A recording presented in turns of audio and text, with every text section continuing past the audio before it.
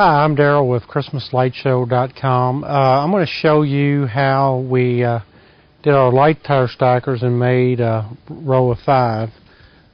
You can make a bigger row than this if you want. These are spaced out about every 30 inches. We did that just because we used the star flare, and it gives about 2 inches in between, 2 or 3 inches in between the stars. If you don't want to use the stars, you could cut your pipe in between the 5-way stands a little bit shorter, probably just enough, 6 inches, just enough to butt them together. If you want a closer set of light tower stackers, that way, I mean, you know, you could, if you ever wanted to do like a equalizer, you know, if you got a song that's got a lot of bass, you can make these go to the beats. But in this case, like I say, these are, you know, we're using the star flares. These are 30 inches apart. We got, on the end, we just got 3 legs. This is the EMT conduit found in the electrical department at Lowe's or Home Depot. For one stand, you would take, you know, one 10-foot and cut it into 4 pieces, and that'd get you all 4 legs. So on the center ones, the center 3, we're using 4 legs, and on the outer one, we're only using 2. So technically, that'd be 1, 2, 3, and then 4 10-footers you would need for the light tower stackers, and of course, you need 1 10-footer for each of these. Okay, and up here we have the guide wire arms. And we're only using one of the arms on the end, and it's taking the guide wire and it's going down each way. I just kind of ran it through. Actually, you could probably use one on guide wire on each end here and go down if you want. And let me go up here, show you what we did on the top. The guide wire arms, if you don't have these locked in together, these are going to sway a little bit. And I wanted to lock them all together, and then that way limit my guide wires. I didn't know if it would work or not, but it seemed to have done fine. I don't worry too much about something like this getting blowed over. I mean, it's going to be a little harder to blow this over, but if you didn't have a guide wire, the wind can blow it over. But what I did is had guide wire arms on each pole, and what the guide wire arms do is they'll slide on and then lock down, and then if you didn't want to use a star, you don't have to, but they have an insert in there. It's got a metal insert that reduces it down to 1/2-inch thread, and any of our stars will screw into that. So if you want to use the 3D or just a single star, North Star, or whatever stars we have, they will fit in there. But anyway, we took a piece of flat bar 1 inch by 1/8 inch thick, and just kind of cut it to the length. I don't know what this exact length is, but I think it's about 2 foot.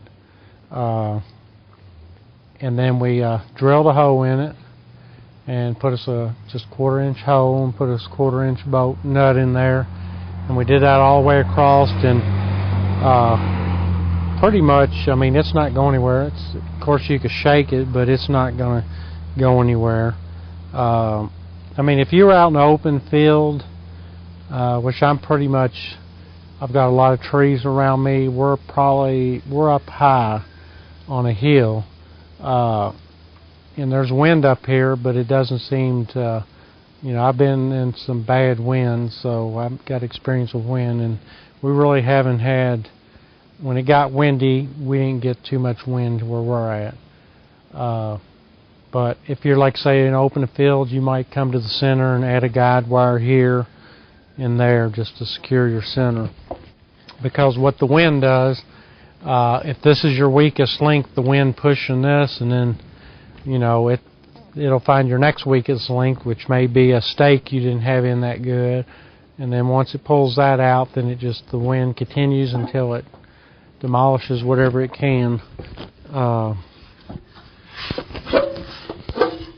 They're not that hard to build.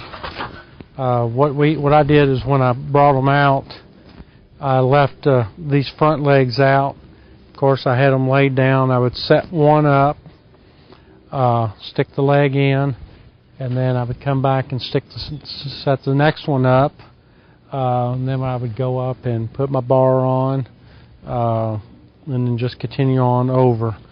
And another little thing, I don't know if you ever use SPT2 wire or SPT1. The difference in them is they're pretty much the same. They pull 10 amps. One is just thinner than the other, with less insulation around it. I mostly use the SPT1 because it's lighter.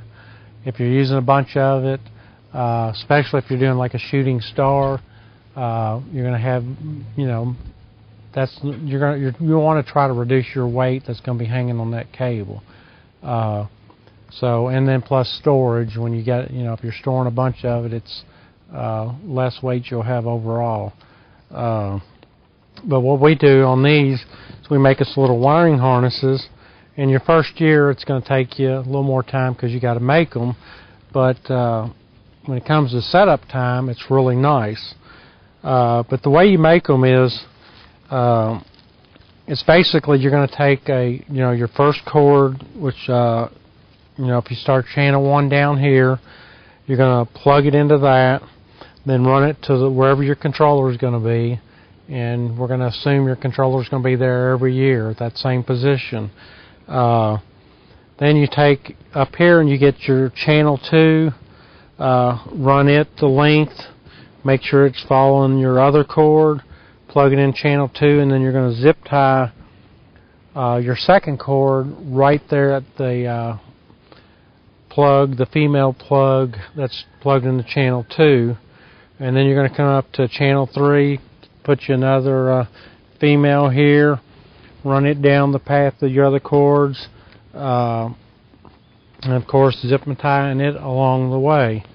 And then you continue on 4, 5, 6, 7, and 8, and if you'll label them, these 1 through 8, and then your ends 1 through 8, and then when you come to set these up, you just basically plug them all into your controller, then come in here, and if you start 1 at the bottom, plug them all the way up until you get to 8 at the top. It just makes your setup much faster. And if you're like me, you're trying to do more every year, you always need to learn to do things fast.